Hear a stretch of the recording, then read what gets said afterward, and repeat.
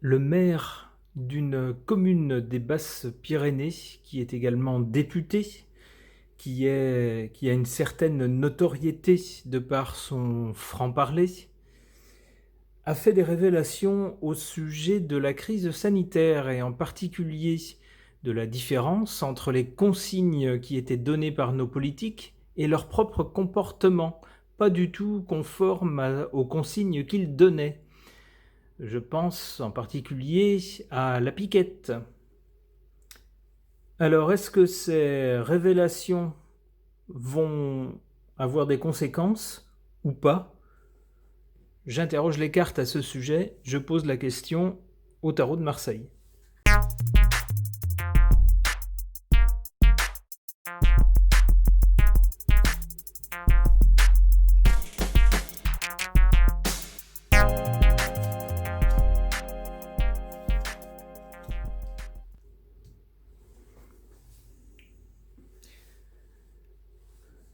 Alors, à l'origine, ici, on a une rupture. Une rupture, en fait, lorsque ce monsieur a décidé de faire ses révélations, je pense qu'il savait que désormais il sera considéré comme un ennemi par le milieu, si j'ose dire, le milieu dont il faisait plus ou moins partie. Même si dans ce milieu-là, on a vu à plusieurs reprises qu'on se moquait de ses accents régionaux, de son attitude du terroir. Eh bien, cette fois-ci, la rupture est consommée, puisque ce monsieur déterre en quelque sorte la hache de guerre en révélant des choses qu'il n'aurait pas fallu dire, du moins du point de vue des personnes politiques concernées. Alors du coup, ça discute forcément. Ça discute des deux côtés. Ça discute du côté des politiques qui se disent mais mince, si ce genre de personnage commence à révéler tous nos secrets, qu'allons-nous faire? Et ça discute forcément aussi du côté du peuple qui découvre ébahi qu'on l'a une fois de plus pris pour un imbécile en lui demandant de faire des choses que les demandeurs eux-mêmes ne faisaient pas. Il s'agit bien sûr de malhonnêteté, de malveillance et d'envie de profit personnel avec comment dire, une petite tendance sadique à vouloir maintenir les gens sous contrôle. Alors là, c'est ce qu'on voit. À mon avis, ça va être la réaction. La réaction, ça va être tout simplement de s'en prendre à ce monsieur, je pense, de le faire passer soit pour fou, soit de ressortir de vieux dossiers en essayant de le faire passer pour un incompétent, pour un mot que vous connaissez, duquel on accuse tous les gens qui n'ont pas la même opinion que la ligne officielle du pouvoir. Je pense que c'est ça qui l'attend.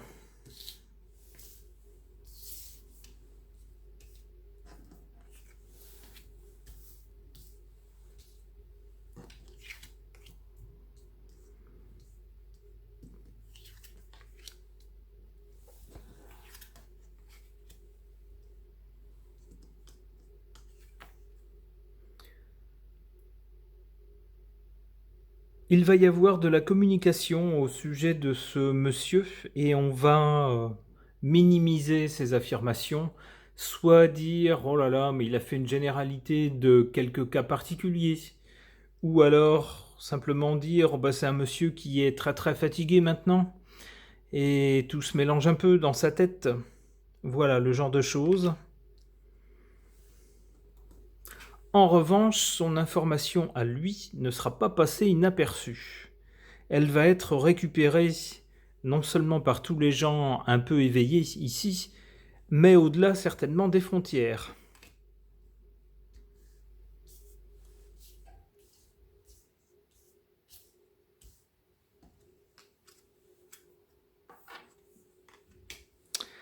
Ouais, et ça risque de faire du bruit. ça risque de ne pas plaire du tout. On voit que ça va impacter le pays, la population. Donc les gens vont prendre conscience un peu plus, grâce à cette révélation de ce monsieur, de ce député, les gens vont prendre conscience un peu plus dans le pays qu'il y a les choses apparentes et les choses cachées, et qu'il y a de la sournoiserie. Ok. Je vais poser la même question. Quid des révélations de ce député du sud de la France, des Basses-Pyrénées, à ce jeu, l'oracle des sorts enchantés?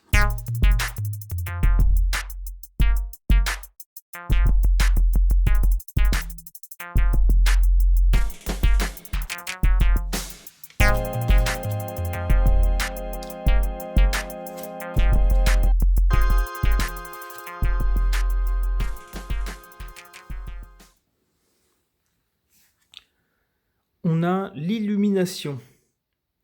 Avec les révélations de ce député, pour certains qui sentaient confusément que des choses n'étaient pas très claires, voire un peu douteuses, cette fois-ci la lumière s'allume et tout devient malheureusement très clair.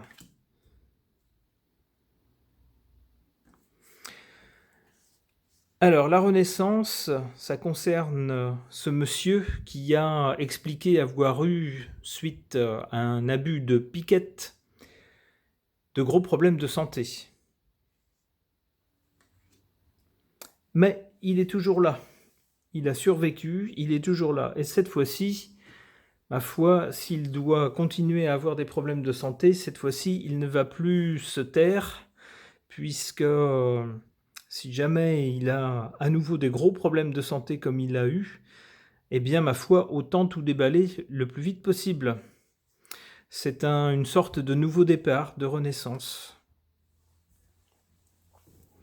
Et on a ici la sagesse. Effectivement, on ne peut atteindre la sagesse que lorsqu'on a connaissance de toutes les informations, celles qu'on nous donne publiquement, mais aussi celles qu'on nous cache, et que certaines personnes révèlent en se mettant en danger.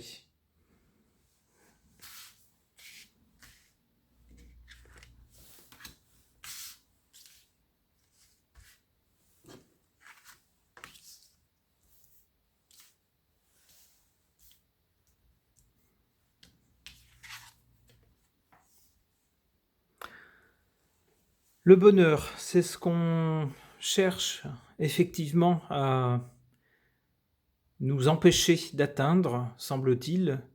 Et avec ces révélations, il semble bien qu'effectivement il soit plus question de malhonnêteté, de malversation, de malveillance, que de bonheur de la part de nos politiques. D'où le bonheur en position ici faible. Solitude, c'est la position dans laquelle se retrouve ce monsieur en ayant fait ces révélations.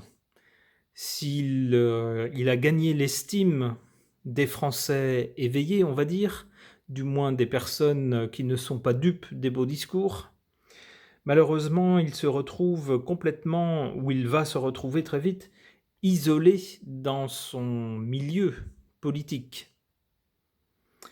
Puisque les révélations qu'il a faites, ma foi, dévoilent toute la malhonnêteté de ses pairs, on va dire.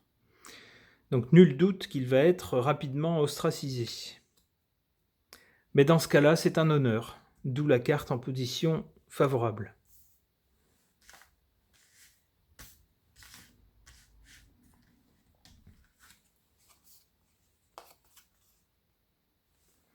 La foi.